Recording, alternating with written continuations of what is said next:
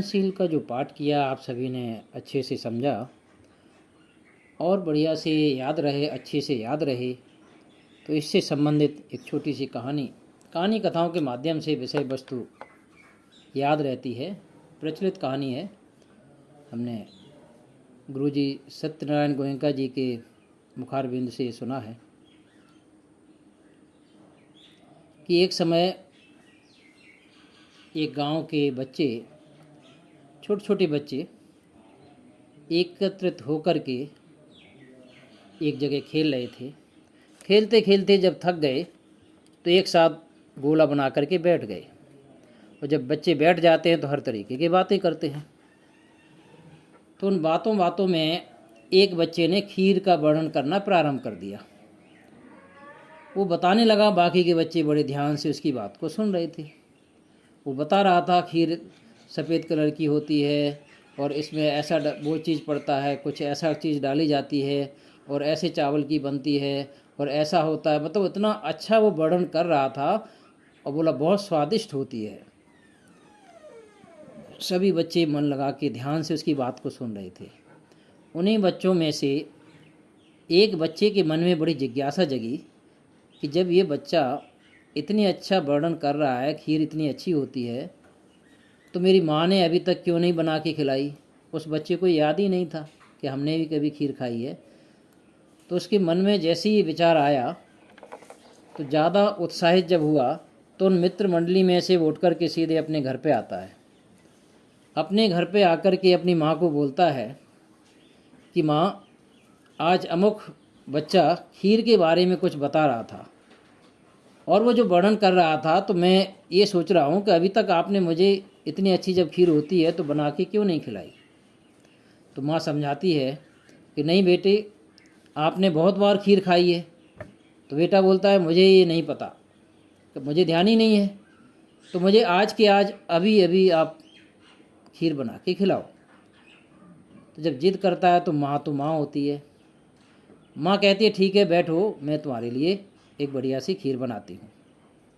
माँ खीर बनाने लगती है, पतीला रखती है, दूध लाती है, दूध गर्म होने लगता है, बढ़िया से चावल चुन के, और खीर स्वादिष्ट बने इसके लिए उसने बहुत सारे मेवा मिष्ठान जो डालने चाहिए वो सभी डालती है वो, और स्वाद आए इलायची के दाने भी डालती है। उधर बच्चा भी अपना कटोरा लेकर के बैठ जाता है, कटोरा लिए है, चम्मच लिए है हाथ में, और वहीं जहाँ माँ खीर बना रही है पास में वो बैठा हुआ है, इंतज़ार कर रहा है कि जब खीर बनेगी तो हम अपने कटोरे में लेकर के ग्रहण करेंगे। अभी माँ खीर बना रही, बच्चा इंतज़ार कर रहा है। थोड़ी देर में इंतज़ार ख़त्म हुआ, माँ की बनाई हुई खीर तैयार हो गई। अब गर्म खीर खाई नहीं जा सकती है, तो माँ ने एक बड़ी सी थाली में उस खीर को परोसा और थोड़ी देर हवा किया, उस पर ठंडा किया। जब माँ आश्वस्त हो गई कि अब ये खीर ठंडी हो गई है, हमारे बेटे के खाने लायक हो गई है, तब माँ उस थाली को बच्चे के सामने रखती है और कहती है बेटे देखो यही खीर होती है, आज से पहले तो आपने बहुत बार खाई है, तो आज तुम्हारी जिद के अनुसार मैंने आज फिर बना दी है और यही खीर होती है, इसको ग्रहण करो। जैसे ही माँ थाली रखती है और कहती है खीर खा लो, यही खीर होती है, बच्चा उस बड़ी सी थाली को देख कर के भड़क जाता है, गुस्सा करता है अपनी माँ पे और थाली को वापस माँ की तरफ खिसका देता है और बोलता है कि मुझे नहीं खानी खीर। अब माँ बड़ा आश्चर्यचकित हो जाती है, बोले अभी से तो जिद कर रहा है और तब से इंतज़ार भी कर रहा है, तो अब क्यों नहीं खानी है खीर। तो बेटा बोलता है कि मैं खीर तो खानी है, लेकिन मैं इतनी देर से अपना कटोरा लिए बैठा हूँ, तो मेरे कटोरे में दो, मेरे पात्र में दो, तब खीर खाऊंगा। इतने बड़े पात्र में दे दी मुझे, ये तो देखो मैं इतनी देर से अपना पात्र लिए बैठा हूँ। तो माँ समझाती है कि बेटे जो तुम पात्र लिए हो, कटोरा बहुत छोटा है, इसमें खीर ठंडी नहीं होगी और गर्म खीर खाओगे तो आपका मुंह जल जाएगा, तो खीर ठंडी हो जाए जल्दी इसलिए तुमको बड़े पात्र में दी है। बोली मुझे नहीं पता, मेरा पात्र में लिए बैठा हूँ, मेरे पात्र में दो। तो माँ होती है। अब खीर चूँकि ठंडी हो चुकी है तो माँ उसके बर्तन में उस खीर को पलट देती है। चमचे से पलटने के बाद अब उसके बर्तन में जब कर दिया तो माँ फिर उसके कटोरे में देती है खीर, लो बेटे इस खीर को खा लो भाई। अब बेटा उस खीर को लेता है और उसमें चम्मच चलाना शुरू करता है। चम्मच से हिलाता है तो देखता है कि इसमें काले काले कोई दाने पड़े हुए हैं, जिनका कलर वाइट नहीं है, कालापन है उसमें, ब्राउन ब्राउन कलर है, कुछ काले भी हैं। अब जैसे ही उसको ये दाने दिखे, बेटा फिर नाराज़ होने लगा कि माँ मुझे नहीं खानी है खीर, इसमें क्या आपने ये काला काला सा डाल दिया है, क्या काला काला पड़ा है इसमें। माँ फिर वहाँ समझाती है कि नहीं बेटे, इसमें जो जो भी चीज़ें पड़ी हैं, काला ही काला नहीं, जो भी चीज़ें पड़ी हैं वो खीर को स्वादिष्ट बनाने के लिए डाली जाती हैं और मैंने इसीलिए डाली हैं, ये सब खाने योग्य चीज़ें हैं। तो बेटा बोलता मुझे नहीं पता, ये काला काला मुझे अच्छा नहीं लग रहा है, इसे हटाओ, मुझे नहीं खानी। तो माँ फिर वापस ले लेती है उसके कटोरे को और चम्मच से इलायची के सभी दाने अलग कर देती है। अलग करने के बाद बेटे को पुनः देती है कि ये लो, मैंने सब काले काले दाने हटा दिए, अब तुम खीर खा लो। बेटा फिर चला के देखता है तो उसे कोई काला काला दाना दिखता नहीं है, बढ़िया खुशी खुशी वो खीर खा लेता है। खाना खाने के बाद जब उसने खीर ग्रहण कर ली, ग्रहण करने के बाद फिर माँ समझाती है कि देखो बेटे, पुनः समझाती है कि देखो इसमें जितनी भी चीज़ें पड़ी हैं सब खाने योग्य हैं, और जो तुमने आज काला काले दाने निकलवाए हैं बोले इलायची के हैं, ये इलायची के दाने हैं, ये स्वादिष्ट होने के साथ साथ पौष्टिक भी होते हैं और इसीलिए इसमें डाले थे।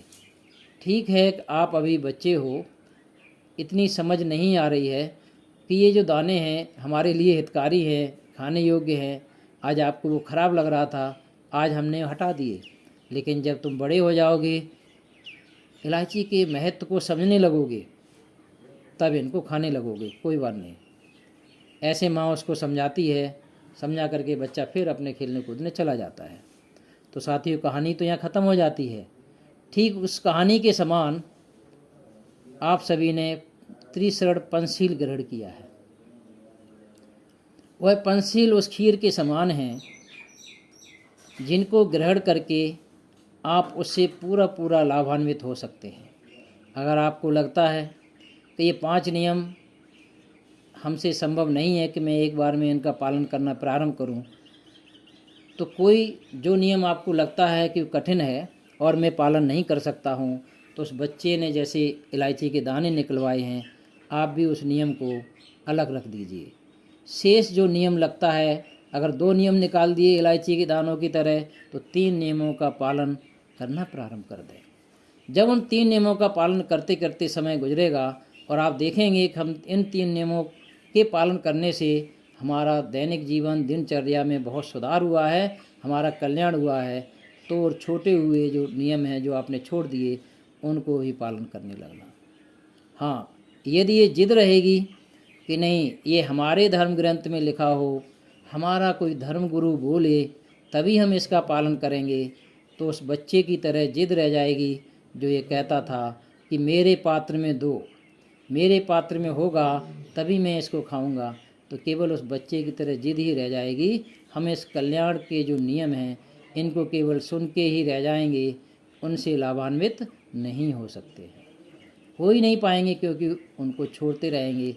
जब पालन ही नहीं करेंगे तो उनसे लाभान्वित कैसे होंगे। तो आपसे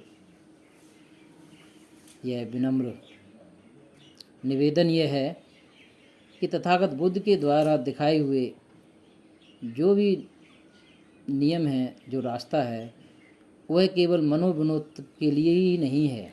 उसको समझते हुए हम पालन करेंगे, उस पर चलेंगे, उस रास्ते पर जब चलेंगे तो निश्चित रूप से आपके द्वारा सोची हुई मंजिल पर अवश्य प्राप्त करेंगे, अवश्य पहुँचेंगे। इन्हीं मंगलमय वचनों के साथ मैं अपनी वाणी को विराम देता हूँ।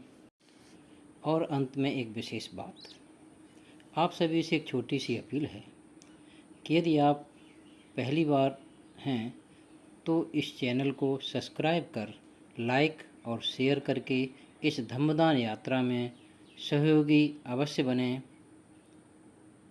आप सभी का मंगल हो। साधु साधु साधु।